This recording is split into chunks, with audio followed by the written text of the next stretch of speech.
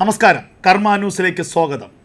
തെരഞ്ഞെടുപ്പ് പരാജയത്തിന് പിന്നാലെ ക്രൈസ്തവ മതമേലധ്യക്ഷന്മാരെ അപമാനിച്ചുകൊണ്ട് മുഖ്യമന്ത്രി പിണറായി വിജയൻ്റെ അധിക്ഷേപം.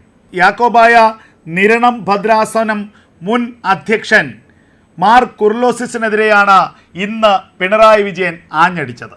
ഇത് ആദ്യമായിട്ടല്ല ക്രൈസ്തവ മതമേലധ്യക്ഷന്മാർക്ക് പിണറായിയുടെ ആട്ടും തൂപ്പും സഹിക്കേണ്ടി വരുന്നത്. എന്നിട്ടും ഒടുവിൽ ഇടതുപക്ഷത്തിൻ്റെ അടുത്ത് ഓച്ചാനിച്ച് നിൽക്കുന്ന സമീപനം തന്നെയാണ് പല സഭകളും എല്ലാ കാലത്തും കാണിച്ചിട്ടുള്ളത്. ഇപ്പോൾ ഇവിടെ ലോക്സഭാ തെരഞ്ഞെടുപ്പിലെ ഇടതുപക്ഷത്തിൻ്റെ പരാജയത്തിൽ മനം നൊന്ത യാക്കോബായ നിരണം ഭദ്രാസനത്തിൻ്റെ മുൻ അധിപൻ ഗീവർഗീസ് മാർ കുർലോസിസാണ് ചില തിരുത്തലുകൾ വേണമെന്ന് തൻ്റെ സോഷ്യൽ മീഡിയ അക്കൗണ്ടിലൂടെ കഴിഞ്ഞ ദിവസം ആവശ്യപ്പെട്ടത്.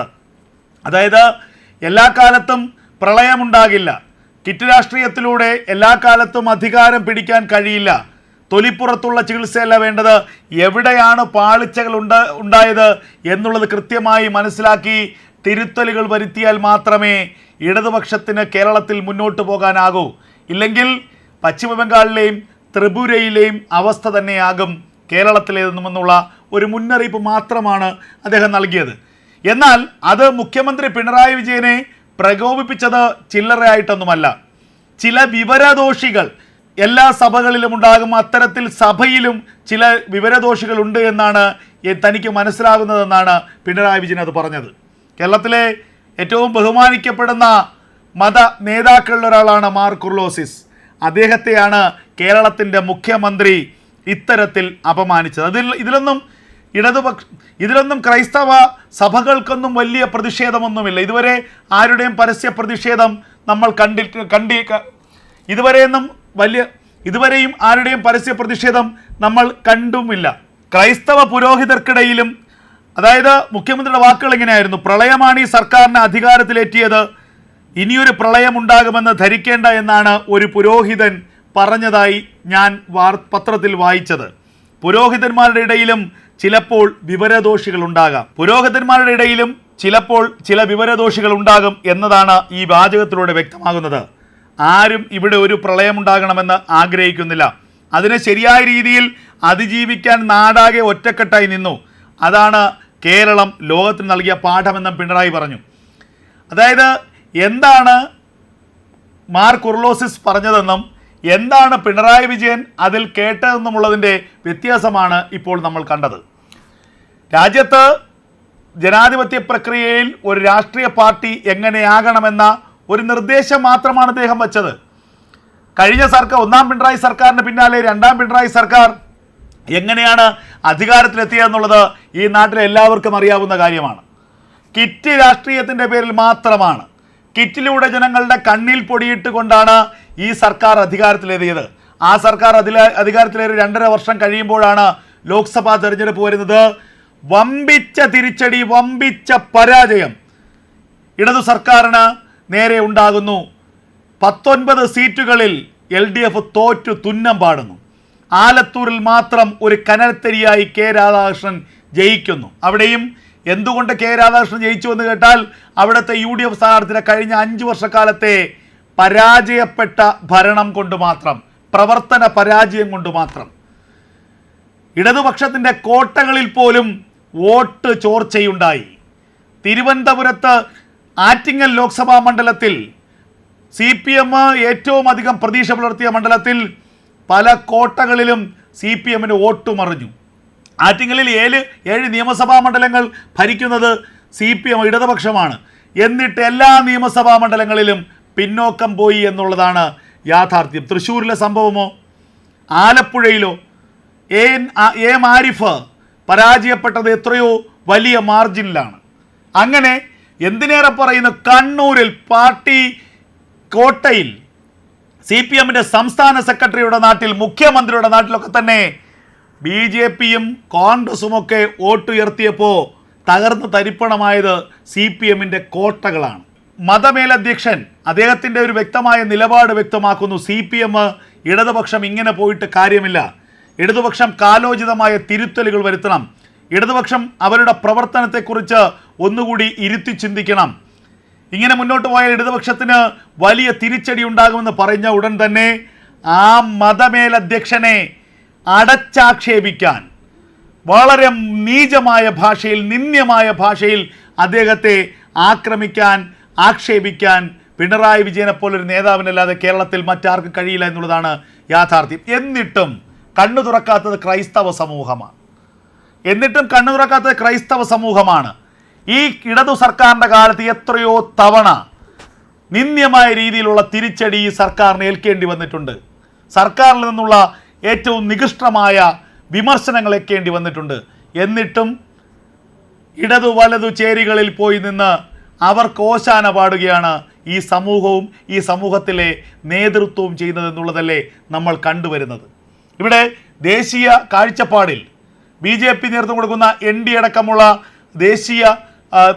ദേശീയ സർക്കാരിൻ്റെ രാഷ്ട്രീയ സഖ്യങ്ങളൊക്കെ തന്നെ, രാജ്യം ഭരിക്കുന്ന NDA അടക്കമുള്ള ദേശീയ സഖ്യമൊക്കെ ഉണ്ടായിരിക്കുമ്പോഴും അതിനോടൊക്കെ മുഖം തിരിച്ചു നിൽക്കുന്ന സമീപനം, ഇടതുപക്ഷത്തിന് അനുകൂലമായും കോൺഗ്രസിന് അനുകൂലമായും രാഷ്ട്രീയ നിലപാട് സ്വീകരിക്കുന്ന സാഹചര്യം, എത്രയൊക്കെ തിരിച്ചടി ഉണ്ടായാലും ആ തിരിച്ചടിയിൽ നിന്ന് പാഠം പഠിക്കാത്ത ക്രൈസ്തവ സമൂഹത്തിന് ഏറ്റവും ഒടുവിൽ കിട്ടിയ തൊഴിയാണ് പിണറായി വിജയൻ്റെ ഈ വിമർശനം എന്നുകൂടി നമ്മൾ ഓർക്കണം.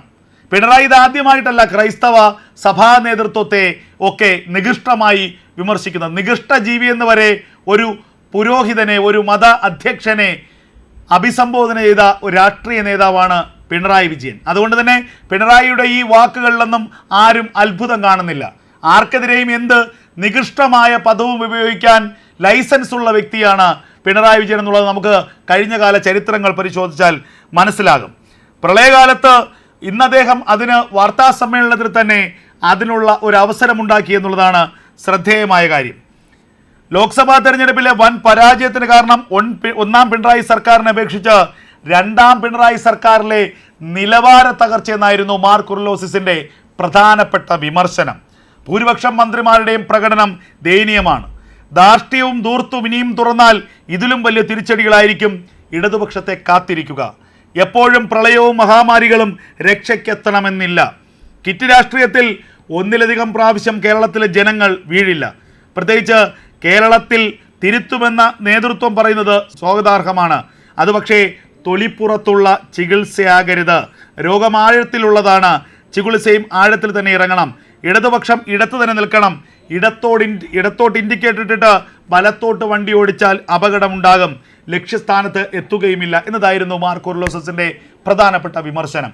ഇതിലെവിടെയാണ് അരോചകമായുള്ളത്, അശ്ലീലമുള്ളത്, അല്ലെങ്കിൽ ഇതിലെവിടെയാണ് ഒരു നിലവാര തകർച്ചയുള്ള വിമർശനമുള്ളത്? ഏറ്റവും നിലവാരത്തിലുള്ള വിമർശനമാണ് അദ്ദേഹം ഉന്നയിച്ചത്. അതുപോലും സഹിക്കാനുള്ള സഹനതയില്ല, അതിൽ പോലും അസഹിഷ്ണുത കാണുന്ന ഒരു മുഖ്യമന്ത്രിയുടെ വാക്കുകളാണ് നമ്മൾ ഇന്ന് കേട്ടത്.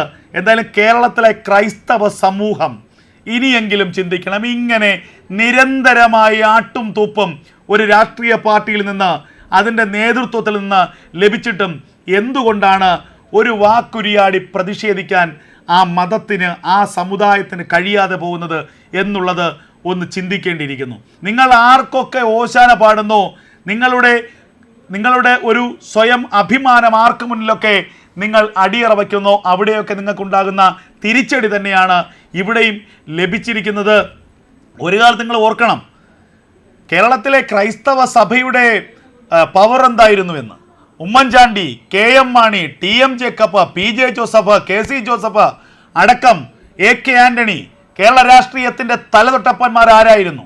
കേരളത്തിലെ ക്രൈസ്തവ സഭാ നേതൃത്വത്തിനെതിരെ ഒരക്ഷരമുരിയാടാൻ ഒരു കാലത്ത് കേരളത്തിലെ ഏതെങ്കിലും രാഷ്ട്രീയ നേതൃത്വങ്ങൾ ശ്രമിച്ചിട്ടുണ്ടോ എന്നുകൂടി നമ്മൾ ചിന്തിക്കണം. കഴിയില്ല, കാരണം അത്രത്തോളം ശക്തമായിരുന്നു ആ വിഭാഗം. എന്നാൽ ഇന്നത്തെ അവസ്ഥയോ, ശിഥിലമായിരിക്കുന്നു ക്രൈസ്തവ മേധാവിത്വം അല്ലെങ്കിൽ ക്രൈസ്തവ വിഭാഗം എന്നുള്ളത്. രാഷ്ട്രീയപരമായി അവരെ ശിഥിലമാക്കിയിരിക്കുന്നു.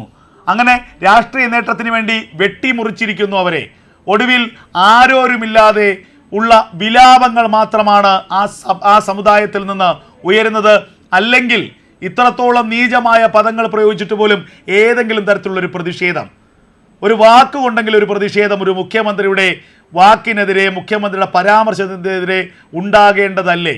ഇവിടെ ഏതെങ്കിലും ഇതര സമുദായത്തിലെ ഒരു പുരോഹിതനെതിരെയോ അല്ലെങ്കിൽ അതിലെ ഒരു മത അധ്യക്ഷനെതിരെയോ ഇത്തരത്തിലൊരു പരാമർശം നടത്താൻ പിണറായി വിജയൻ തയ്യാറാകുമോ എന്ന് നിങ്ങൾ പരിശോധിക്കണം. ഏതെങ്കിലും പ്രത്യേകിച്ച് മുസ്ലിം മതവിഭാഗത്തിലെ ഏതെങ്കിലും ഒരു നേതാവിനെതിരെ അല്ലെങ്കിൽ ഏതെങ്കിലും പുരോഹിതനെതിരെ, മതപുരോഹിതനെതിരെ ഇത്തരമൊരു വാക്കുരിയാടാൻ പിണറായി വിജയൻ്റെ നാവ് ഉയരുമോ? ഉയരില്ല. കാരണം ഭയമുണ്ട്, വോട്ട് ബാങ്കിന് ഭയമുണ്ട്, പ്രതിഷേധങ്ങളെ ഭയമുണ്ട്. പക്ഷെ ഇവിടെയോ? ഇവിടെ എന്തൊക്കെ പറഞ്ഞാലും, എന്ത് വൃത്തികേട് പറഞ്ഞാലും, എന്ത് ആട്ടിയാലും തുപ്പിയാലും ഒരു പ്രതികരണമില്ലാത്ത ഒരു വിഭാഗമായി അവർ അധപ്പതിച്ചിരിക്കുന്നു എന്നുള്ളത് അവർക്കറിയാം. വീഴുന്നതിൻ്റെ മുകളിൽ കയറി ഒന്നുകൂടി ചവിട്ടി താഴ്ത്താനുള്ള ശ്രമമാണ് നടക്കുന്നത്. ഇത് ക്രൈസ്തവ വിഭാഗത്തിൻ്റെ, ക്രൈസ്തവ സമൂഹത്തിൻ്റെ ദയനീയമായ ഒരു അവസ്ഥയാണെന്ന് കൂടി ഓർത്താൽ നന്ന്.